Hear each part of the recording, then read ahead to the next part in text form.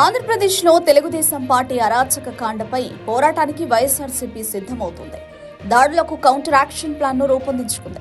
అదే సమయంలో కార్యకర్తలకు ధైర్యం చెబుతూనే వారి రక్షణ కోసం కార్యాచరణ అనుసరించాలని నిర్ణయించింది.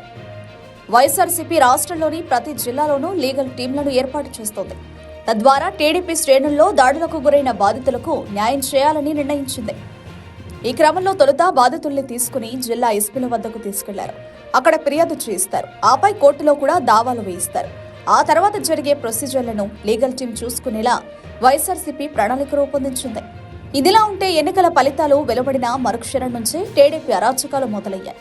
వైఎస్ఆర్సీపీ నేతల్ని, కార్యకర్తల్ని, సానుభూతి పరుల్ని, సాధారణ ఓటర్లను, ఆఖరికి వైఎస్ఆర్సీపీ జెండా మోసిన వాళ్లను సైతం వదలడం లేదు.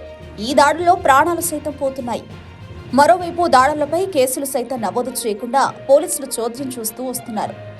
5 ఏళ్లుగా ప్రశాంతంగా ఉన్న రాష్ట్రంలో శాంతి భద్రతలు ఒక్కసారిగా దెబ్బతినడంపై అటు రాష్ట్రపతి, ఇటు గవర్నర్కు వైఎస్ఆర్సీపీ ఇప్పటికే ఫిర్యాదులు చేసింది. మరోవైపు వైఎస్ఆర్సీపీ క్యాడర్కు ధైర్యం చెబుతూ క్షేత్రస్థాయిలో పర్యటిస్తూ భరోసా ఇస్తున్నారు పలువురు నేతలు.